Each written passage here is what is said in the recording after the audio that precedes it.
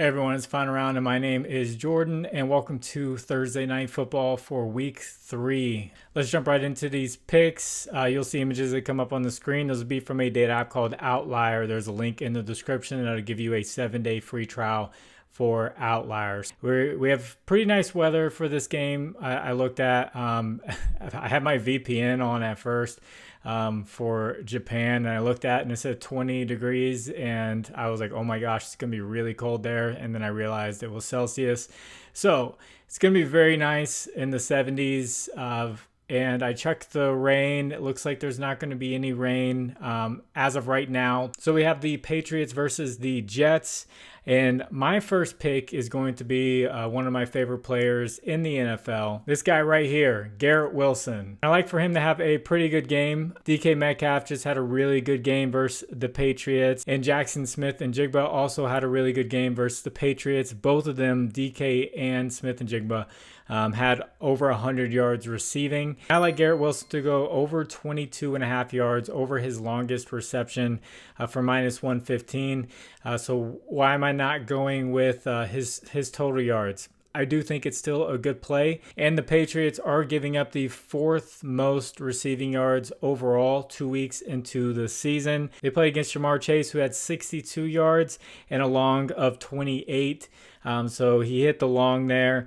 The Seahawks, like I mentioned, Metcalf had a long of 56, and Smith and Jigba had a 24-yard reception. And Garrett Wilson went over this in 59% of games last year, and that was with Zach Wilson mainly as the quarterback for the Jets. And he also went over in 2 of 2 games versus this Patriots secondary last season with Zach Wilson. So we have a situation here where he's getting more acclimated with Aaron Rodgers. The first game didn't go too well with them, but in the second game, Garrett Wilson was able to get that deep pass. In week 1, the 49ers secondary was ranked 2nd coming into the season by PFF, and then the Titans, who they faced in week 2, ranked 15th by PFF, and now we have the Patriots, who are ranked 21st secondary by PFF. So the matchups just get easier and easier for them. So there's one difference with the first 2 matchups for the Patriots,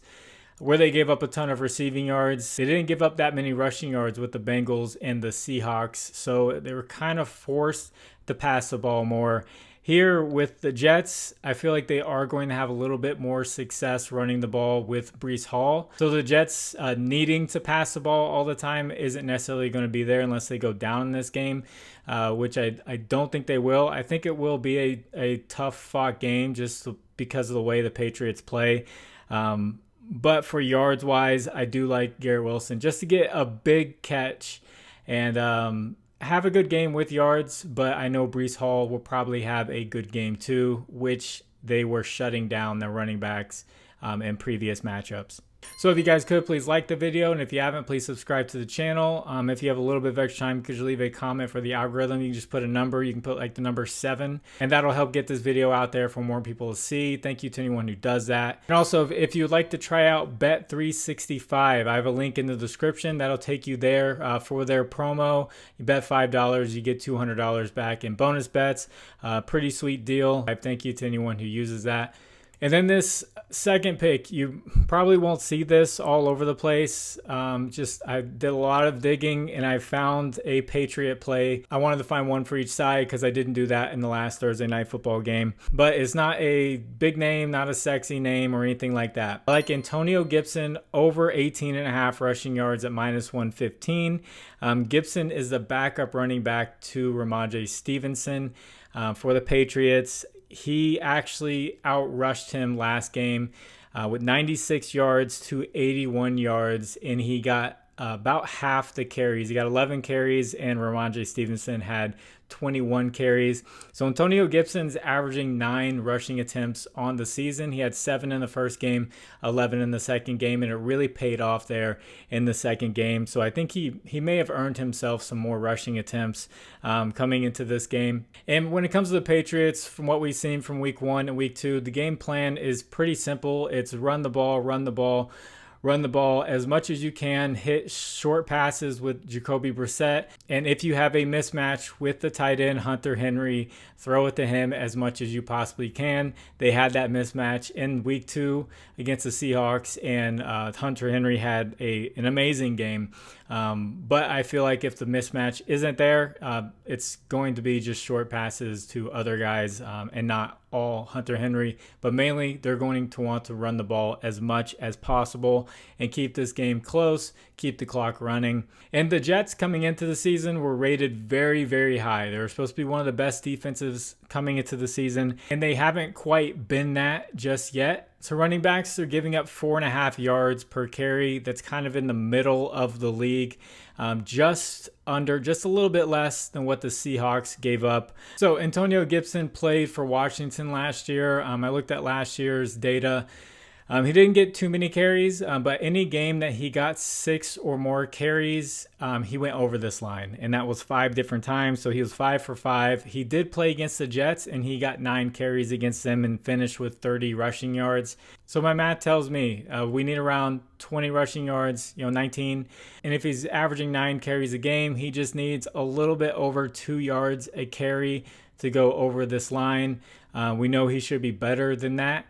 So I really like him to go over this line, assuming they continue to give him the ball. I don't know why they wouldn't with that monster game that he just had. And to go on top of that, there's news that CJ Mosley, the middle linebacker for the Jets, is questionable. He did not practice on Monday. I haven't seen any reports for Tuesday, and I'm filming Tuesday afternoon. I haven't seen anything yet. But when it comes to your middle linebacker is kind of like the quarterback of your defense. They help make the read, and they'll make changes. So if CJ Mosley's not there, they lose a really big piece of their defense, and that could help out with the run game. So it's a really big loss if they don't have CJ Mosley. So the not sexy pick of the day will be Antonio Gibson over 18.5 rushing yards, -115. So if you guys want to get away from apps like Prizepicks, try out Underdog Fantasy, Sleeper, ParlayPlay, or ChalkBoard, and use promo code FINDAROUND11 on any of these. They'll match your first deposit up to $100, and there are links in the description that'll take you straight there with the promo codes. Underdog is doing up to $1,000 right now, so pretty crazy match. If you'd like to discuss lines further, I have a Discord. Link is in the description. It's free. I'm not going to try to sell you anything in the Discord or anything like that. It's just bringing people together who like to bet and bringing their research all into one community and not having to pay those premiums that other people charge and all of that. So I would love to see you in there. As far as the recap goes for week 2, pretty much all of my yards props hit and they went over, and my anytime touchdowns all did not hit. So what it was telling me was I made a good read on the players matchup, and they played really well, because even like Jonathan Taylor, who I just picked anytime touchdown, he still ran for over 100 yards.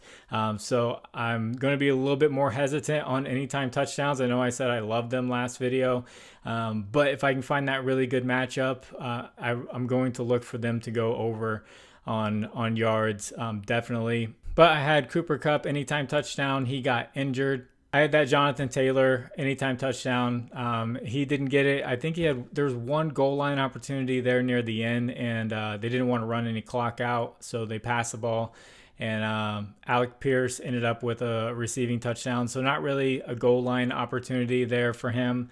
Isaiah Pacheco went over his rushing plus receiving yards that I had mentioned, but I also added anytime touchdown if you wanted to take that.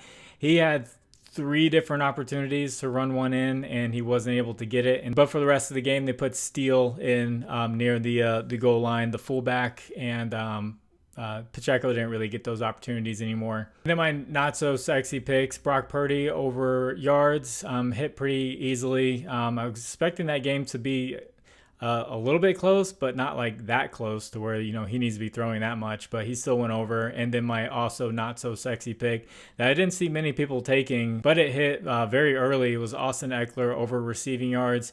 He crushed that yet again. So definitely something to be taking a look at for week 3.